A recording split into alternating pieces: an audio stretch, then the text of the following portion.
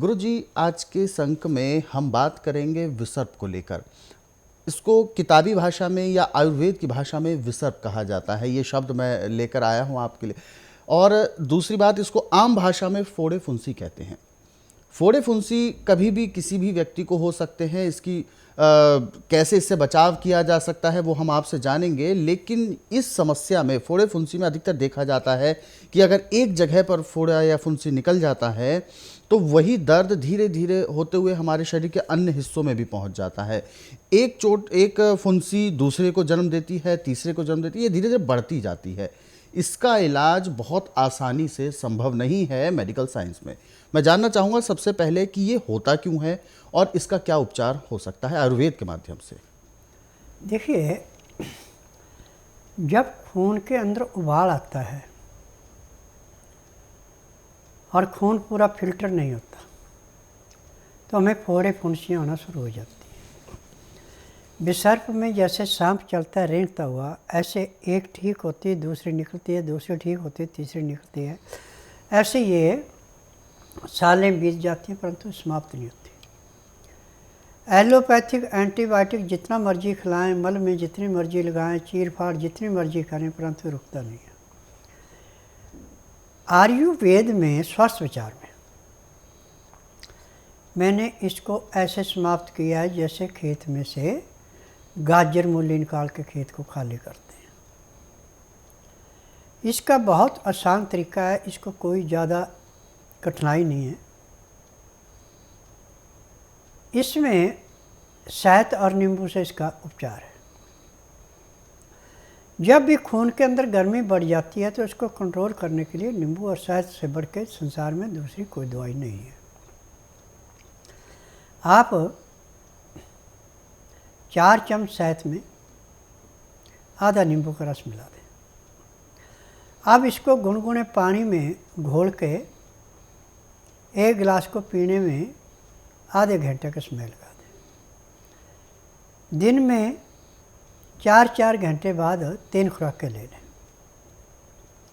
और जहाँ पे आपका फोड़ा फुंसी है वहाँ पे सूती मोटा कपड़ा लेके उसको शहद ऊपर लगा के, जैसे मलम की पट्टी करते हैं ऐसे उसके ऊपर रख के और ऊपर से खाकी रंग की सेलो टेप बांध दें।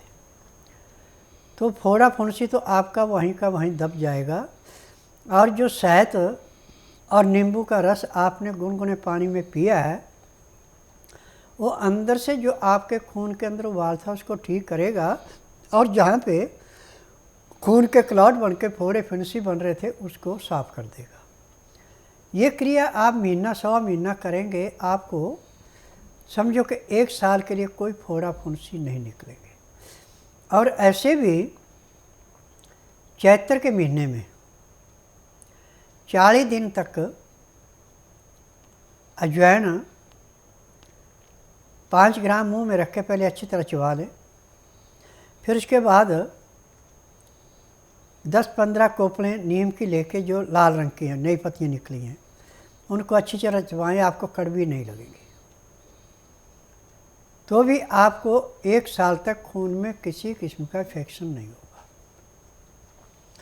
अब इन दोनों उपचारों में से जो भी आपको अच्छा लगे उसको कर सकते हैं, परंतु इसमें एक बात का ध्यान रखना, चीनी, चाय, कॉफ़ी, मीट, अंडा, मछली, तली हुई चीज़ें, मैदे की चीज़ें, बासी खाना, बेटाइमा खाना, ये बिल्कुल त्यागना पड़ेगा। दिन का खाना 10 से 12 के अंदर, रात्रि का 6 से 8 के अंदर। खाना खाते समय 2 गिलास गर्म पानी, लहसुन, प्याज, अदरक का रस मिला के पीना अति आवश्यक है, तब आपको पूर्ण लाभ होगा।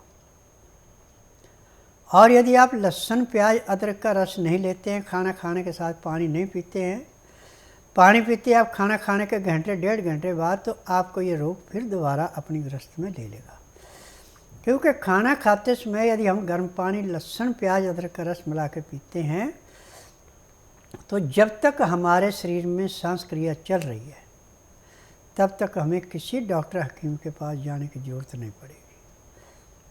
मैंने एक प्रण किया है कि रोगी को मैं उसी को अपने पास बुलाऊंगा जिसका रोग बिगड़ चुका है। और जिसको स्टार्टिंग रोग है या छोटा मोटा रोग है वो अपने घर में ही उपचार कर सकता है। रोग के अनुसार जो मैं नुस्खे बताता हूँ, इन नुस्खों को ध्यानपूर्वक सुनते हैं, लिखते हैं और रोग के अनुसार अपनाते हैं, तो आपको किसी डॉक्टर हकीम के पास जाने की ज़रूरत नहीं है, ना ही गाढ़े खून पसीने की कमाई को बर्बाद करने की ज़रूरत है। ज़रूरत है इन नुस्खों को ध्यानपूर्वक सुनने की, समझने की और इनके द्वारा उपचार करने की। आज मेरे पास पूरे संसार से गठिए के, किडनी के, बीपी के, कैंसर के, फैटी लीवर के, सांस के, टीबी के, हर किस्म का रोगी आ रहा है। नाड़ी परीक्षण के बाद जब उनको बताया जाता कि आपका रोग इतना पुराना है, ये परहेज हैं, ये इसकी दवाइयाँ हैं, परहेज कर सकते हैं, दवाई लो, आराम मिलेगा। परहेज नहीं कर सकते, दवाई बिल्कुल नहीं दूंगा, क्योंकि दवाइयाँ परहेज करेंगे तो अमृत है, परहेज नहीं करेंगे तो मिट्टी है। मेरी दवाइयों में ठंडा पानी नहीं पीते, बासी खाना नहीं खाते, दिन का खाना 10 से 12 के अंदर है, रात्रि का 6 से 8 के अंदर है। खाना खाते समय 2 गिलास गर्म पानी, लहसुन, प्याज, अदरक का रस मिला के पीना अति आवश्यक है, तब लाभ होता है। आज मेरे पास हिंदू, मुसलमान, सिख, ईसाई, जैनी, हर किस्म का रोगी आ रहा है। नाड़ी परीक्षण के बाद जब उनको बताया जाता है चीज़ें खानी पड़ेंगी और वो अनुमति देते हैं तो दवाई लिखता हूँ, यदि वो कहते हैं नहीं हम नहीं खाएंगे तो मैं दवाई नहीं देता। मेरी दवाइयों में जड़ी बूटियाँ हैं, इनमें किसी किस्म का केमिकल नहीं है, और जो सूखी दवाइयाँ इनकी कोई एक्सपायर डेट नहीं है। यदि दवाई आपने ठीक ढंग से ढक्कन लगा के रखी है, उसमें हवा का प्रवेश नहीं है, तो दवाई ख़राब नहीं होती और इसमें किसी किस्म का साइड इफ़ेक्ट नहीं है। एलोपैथिक दवाई आप थोड़ी ओवरडोज खाएंगे तो भी नुकसान करेगी, यदि कम मात्रा में खाएंगे तो लाभ नहीं करेगी। परंतु दवाई आप पूरी रोज़ खाएं चाहे आधी खाएं, अपना असर दिखाती है। चाहे यहाँ पे किसी भी किस्म का रोग है, दवाई खाने के बाद 2 घंटे बाद रोगी स्वयं अपने मुंह से कहता है मुझे 10% आराम है, मुझे 20 है, मुझे 30 है। किसी को 15 दिन दवाई खानी पड़ती है, किसी को महीना, किसी को 1.5, किसी को 2, इससे फालतू दवाई नहीं खानी पड़ती। परंतु जो ज़्यादा लापरवाह है, जीभ के छुटकोरे हैं, इनको 6-6 महीने, साल भी दवाई खानी पड़ती है। आज जिस रोग का इलाज पूरे संसार में मेडिकल साइंस में, आयुर्वेद में, यूनानी में, होम्योपैथिक में, नेचुरोपैथिक में नहीं है, वो मेरे पास है। क्योंकि मैंने थ्योरी नहीं पढ़ी है, मैंने प्रैक्टिकल की है। मैंने 10,000 जड़ी बूटियों का शोध की है, उन जड़ी बूटियों के द्वारा मैं इलाज करता हूँ।